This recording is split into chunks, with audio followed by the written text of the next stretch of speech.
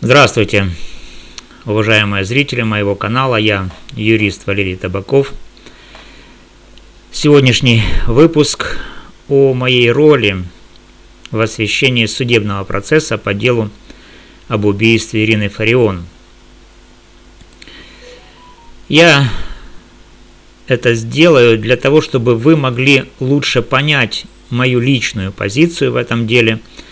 Я постараюсь обосновать каждый момент, опираясь на факты, на юридическую этику и на логику. И это важно, потому что в последнее время вокруг моего участия возникли недоразумения и неверные интерпретации моей позиции в этом деле. Друзья, я не защищаю ни одну из сторон. Я стремлюсь к объективности и справедливому правосудию. И вот почему я это делаю. С самого начала судебного процесса, когда суд рассматривал доказательства стороны обвинения, я как юрист взял на себя роль объективного комментатора. Я освещал эти доказательства стороны обвинения в своих материалах, критически их оценивал. Почему критически? Потому что в любом уголовном деле доказательства обвинения должны быть проверены на прочность, на соответствие нормам Уголовно-процессуального кодекса, на отсутствие нарушений в их сборе и на реальную связь с виной подсудимого. Все в соответствии с принципом презумпции невиновности. Например, если обвинение представляет свидетельские показания или экспертизы, или вещественные доказательства, я анализировал, если в них, в этих доказательствах, противоречия, предвзятость, пробелы в цепочке доказательств, нарушение процессуальных норм. И вот эта критика, она не была защитой кого-либо, ни Вячеслава Зинченко, ни позиции стороны обвинения. Это была просто профессиональная оценка, направленная на то, чтобы общественность, которая проявляет интерес к этому делу, понимала, насколько крепка позиция стороны обвинения, позиция прокурора. Почему? Как юрист я обязан подчеркивать слабые места для того, чтобы способствовать честному процессу, а не слепо принимать на веру, в частности, в данном случае доказательства стороны обвинения.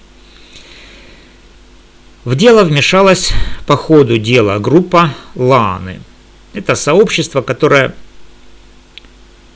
было создано самой Ланой для поддержки Вячеслава Зинченко, который является обвиняемым в этом деле. Группа Ланы проявила интерес к активным, юридически значимым действиям по защите Вячеслава Зинченко. Что имеется в виду под юридически значимыми действиями? Это заявления, ходатайства, запросы экспертиз, другие шаги, которые могут повлиять на исход дела в рамках закона. Группа Ланы обращалась ко мне за консультацией. Мы проводили совместные эфиры в ТикТок. Я активно им помогал, давая юридические советы. Почему я это делал? Потому что как юрист я вижу свою миссию в том, чтобы помогать людям понимать и реализовывать на практике свои права. Особенно в сложных делах вроде этого. Мои советы были основаны на анализе материалов дела, которые были доступны благодаря прямым трансляциям и записям из зала суда. Также я анализировал нормы права и именно это помогало группе Ланы лучше ориентироваться в процессе. Это не было адвокатурой, я не представлял Зинченко в суде. Это были именно советы юриста для того, чтобы действия по защите прав Зинченко были эффективными, юридически значимыми и в целом не вредили самому делу. Однако, друзья, к этим действиям, которые были реализованы, заявления, в частности, международные правозащитные организации, заявление в суд, заявление в Государственное бюро расследований. К этим действиям критически отнеслась вторая часть группы поддержки Зинченко, группа Мусихиной. Эта группа позиционирует себя как группа поддержки Зинченко, именно так она себя называет, представляет в эфирах, стримах, публичных заявлениях. И вот эта группа выражала недовольство моими советами, моими действиями, которые были реализованы в соответствии с этими советами. И они видели в этих действиях якобы предвзятость по отношению к защите Зинченко и даже прямой вред, хотя на самом деле эти действия были направлены в пользу Зинченко. Более того, группа Мусихиной активно препятствовала мне в реализации этих юридически значимых действий, которые были согласованы с группой поддержки Зинченко, возглавляемой Ланой. И вот Мусихина и ее группа препятствовали мне в реализации действий по защите прав Зинченко. Как того просила группа Ланы. Как именно? Они реализовывали публичные атаки на меня и на Лану, на ее группу, распространяли дезинформацию о моих мотивах, пытались дискредитировать мои советы в социальных сетях и комментариях. Их позиция, насколько я ее понимаю, была в том, что они считали любое содействие защите прав Зинченко, кроме того, которое идет исключительно через них, предательством Зинченко и саботажем его интересов. Но с юридической точки зрения это абсолютно неверно.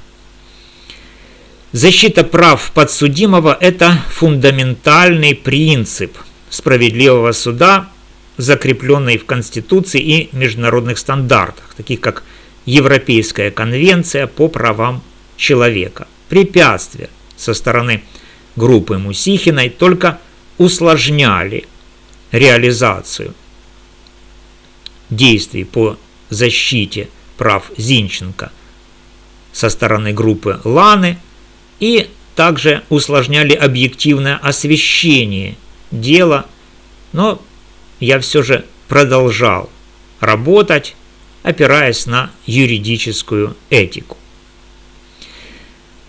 Далее произошел неожиданный поворот. Группа Ланы потеряла интерес к делу. Несмотря на то, что именно Лана создала эту группу поддержки Зинченко. Почему это важно? Потому что это показывает нестабильность общественного вовлечения. Группа была инициатором, но потом отступила. Возможно, из-за усталости, из-за внутренних разногласий, эмоционального напряжения или других причин, которые мне неизвестны. Точных мотивов я не знаю, но факт остается фактом. Они отошли оставив меня в ситуации, где я продолжал освещать процесс самостоятельно. В чем здесь дело? Дело в том, что такие колебания в общественных группах, в том числе и в группе поддержки Зинченко, это нормально, но они не должны влиять на объективность освещения процесса, на мою объективность как юриста.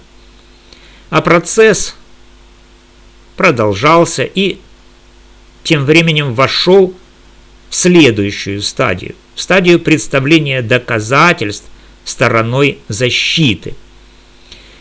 Я, как и раньше, оценивал их критически и объективно. Например, если защита представляла алиби или альтернативные экспертизы, или ходатайства, или рецензии, или делали заявления, я разбирал, насколько они убедительны, есть ли в них логические пробелы, несоответствие фактам и неподкрепленность нормами Уголовно-процессуального кодекса. Почему объективно я это делал? Потому что цель моя – это не поддержать защиту, а выявить истину. Однако вот это почему-то начало представляться группой поддержки Зинченко, в частности фракцией Мусихиной, как то, что я предал Зинченко.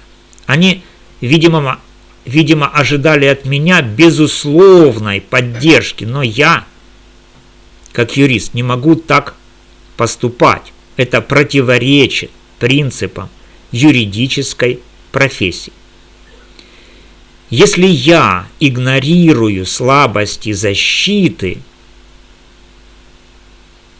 то я подрываю доверие к своему объективному анализу дела и рискую ввести общественность в заблуждение, чего я категорически не хочу.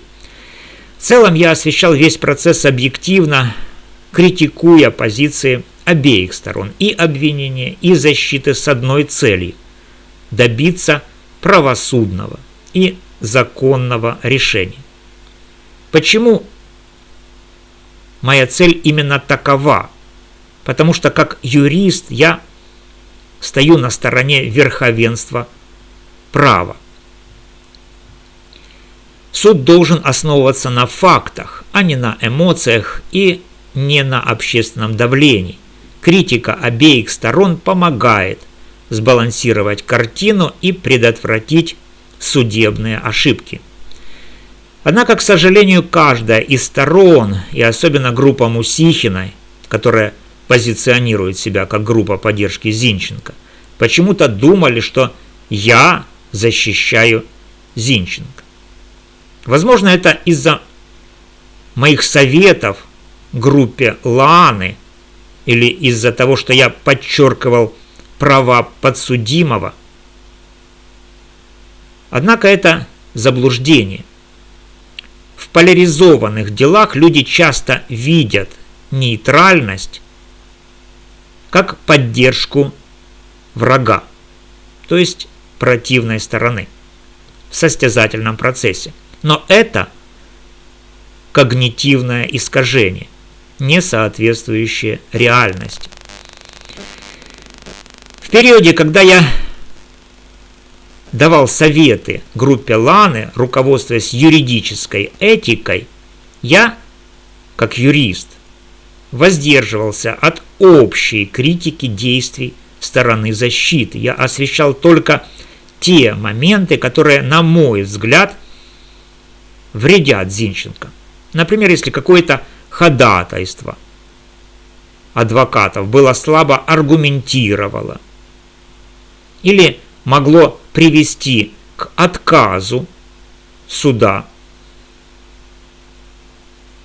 то я критиковал такие действия стороны защиты. Почему именно так?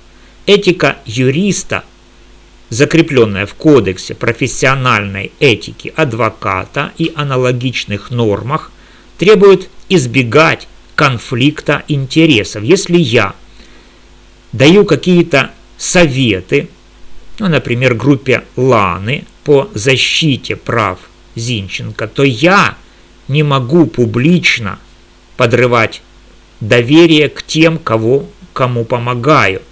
Это как врач, который не критикует лечение пациента, пока лечит его. Такая позиция защищает клиента от вреда и сохраняет профессиональную репутацию. Однако после разрыва с группой Ланы, когда Лана и ее группа потеряли интерес к делу и отошли, я больше не вижу препятствий критике абсолютно всех действий стороны защиты, так же, как и стороны обвинения. Почему теперь можно? Потому что конфликт интересов устранен. Я больше не связан юридическими советами, которые я даю в пользу Зинченко, и таким образом могу вернуться к полной, абсолютной объективности. Что я и делаю. Это логично и этично. И теперь мой анализ охватывает все аспекты без ограничений. И поэтому, уважаемые зрители, я прошу правильно оценивать мою роль в этом процессе. Я не адвокат Зинченко. Я не представитель обвинения. Я не участник каких-то группировок. Я независимый юрист, стремящийся к правде. И, пожалуйста, учтите, что я сам в этом деле претендую на статус потерпевшего, как человек, который подвергся моральному вреду в связи со смертью, убийством Ирины Фарион. Потому что я, если бы Ирина Фарион была жива и не убита, рассчитывал на то, что уголовное преследование Ирины Фарион завершится обвинительным приговором, который поставит однозначный крест на ее действиях по разжиганию вражды по отношению к русскоязычным гражданам Украины, которым я являюсь.